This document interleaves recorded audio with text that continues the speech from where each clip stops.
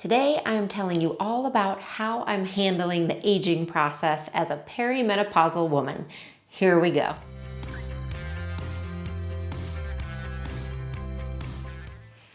First thing I want to let you know is that I have a podcast called Meet Your Body, and there I have a full-length episode all about being in perimenopause and how I'm handling the aging process. So you can find a lot more details there. And I also have an amazing episode where I interview 3 women over the age of 60, and they talk all about their own aging journeys. So you can find Meet Your Body anywhere you listen to podcasts, and I'll have the link below. Today, I'm going to tell you a little bit about how I'm handling the aging process. So I am 45 years old. I turned 46 very shortly. And about 18 months ago, I realized I was in perimenopause. And I've talked to you about that before. For me, some of the main symptoms that started were a little bit of brain fog. I definitely was having some impatience and some mood issues. And then I had some weight come on that just didn't seem to go anywhere. That surprised me a little bit. No matter what I did, it wouldn't budge. And so those were some of the first kind of symptoms for me, so that I realized I was getting into perimenopause. So I kind of made it my goal to learn about that, to really try to feel as empowered as I could in this new stage of life. So today I'm going to talk about a few different areas and how I'm handling those. The very first thing that I want to say is that I remind myself daily what a privilege it is to age. And I know that can be hard, and I know it can feel almost impossible to remember that when our bodies are constantly changing and not acting the way that they used to.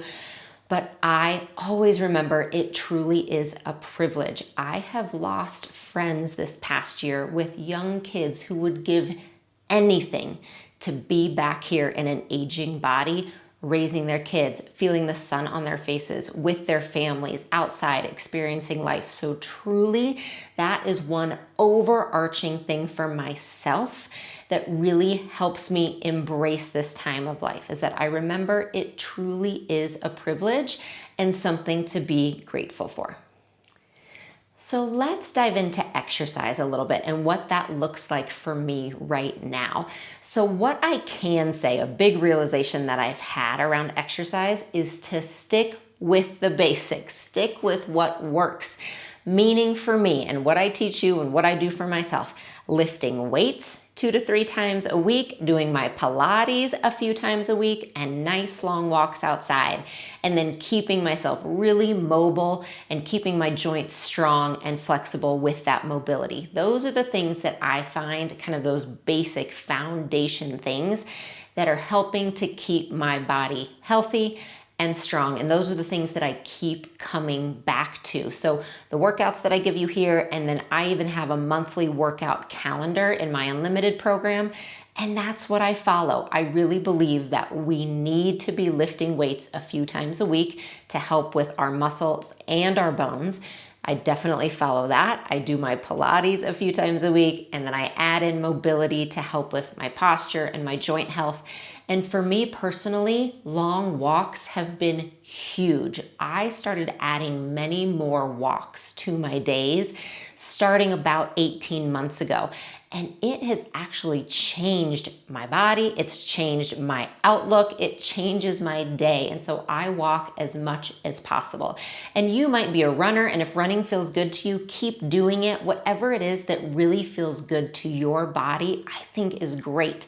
As a physical therapist, I will say, I think it's really important that all of us lift weights a few times every single week, and that we're moving our body in a really intentional way, which Pilates is really, really good for.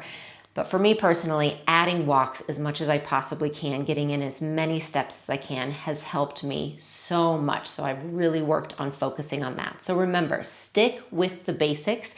And then also remember that every move and workout you do is like you are putting a deposit into your health bank account. And I'm realizing that now as I experience some injuries and some issues with my body and my joints, that all the workouts that I have done leading up to this point are helping me now as I move into this next stage, as I try to recover from my injuries, as I want to stay strong and healthy. So remember that doing something every single day does make a difference. Even if you feel like it doesn't in the moment, I promise it adds up to make a huge difference for your health.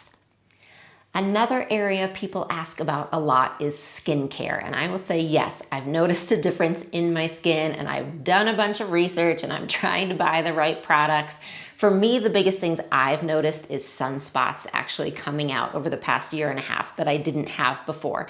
Again, that's not a big surprise. I love the sun. I do wear a lot of SPF, but the sunspots are going to come out. So me personally, just being completely vulnerable and honest with you, personally, injections, things like that don't hold any interest for me. I think having the health history I have and having more needles and surgeries than I can count, I don't have any interest in more needles that I do voluntarily. That is just completely up to me. Now, I am starting to do a little research in possible things like facials or chemical peels. I've never had anything like that.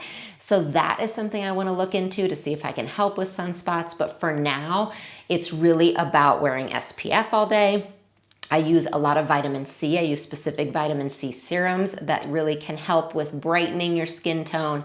I moisturize like crazy, especially being in a dry climate. So right now, skincare for me is about products, staying moisturized, doing those kind of things as much as I possibly can. Now, this next one kind of falls under a lot of different categories, but I'm going to call it nervous system regulation, because what I have found, especially over the last few years, which led right for me into perimenopause, is my nervous system was in constant fight or flight. And I've talked to you about that. I talk about it in the podcast. Some experience that I've had with chronic stress and anxiety over the past 3 years. Again, my nervous system was on high alert. And leading into perimenopause, that's not a good place to be. I wasn't sleeping very well, which perimenopause can make worse. I definitely had that impatience like I talked about, and mood swings, those kind of things. And so being in that fight or flight place just makes all of those things harder. So I have very intentionally worked on calming my nervous system. My long walks actually help me with that a lot. I've focused a lot on trying to get good quality sleep, not staying up too late at night. That's really hard with 2 young kids, but I try to work on it. Staying hydrated even can help me with that. So there are a lot of different pieces to that. And again, I have a podcast episode all about it. You can go find it on Meet Your Body. But really working on that for myself. I think that's something we don't talk about a lot with perimenopause, but for me, working on taking away the stress that I'm able to take away, maybe naming it. What might be causing me some stress in this situation? Can I change that? How do I either adjust the situation or possibly adjust how I respond to it? How can I change my workouts so that they actually keep me in a really good, calm, excited, happy state instead of stressing me out? All of those things can play a really big role on how your body responds to hormonal changes.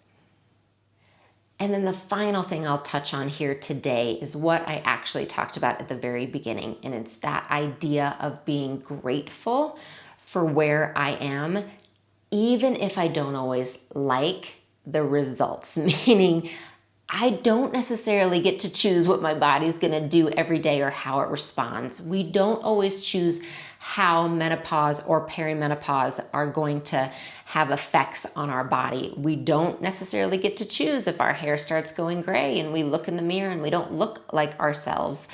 Those things will happen to us as we age, but what we can do is change how we react to them. We have agency over that, over how we react. And I just try to remind myself that every day. And I also try to surround myself with positive examples of aging. I try to follow women specifically who I think are aging, again, feeling and acting empowered and still helping their community and making a difference. Their relationship with their kids and even their grandkids, how they move their bodies, the words they use, staying positive and showing me that is actually really inspiring to me versus really young girls out there who are marketing big workout programs that my body doesn't respond to. It's not that they're not great. They're great for that demographic. But as an almost 46-year-old woman, there are some of those workout programs that I just won't respond well to anymore. So I am realizing I don't have to follow that and compare myself to them and compare myself to who I was 20 years ago. I am going to look forward. Who can I be now? What power can I take back now? And I'm going to surround myself with positive people and energy and images to help support that. I hope that gives you a little insight into my life and what I'm doing right now in this aging process. Again, go find my podcast. You'll get full-length episodes about that, and then also about aging over the age of 60. I would love to have you there, and I'll talk to you again soon.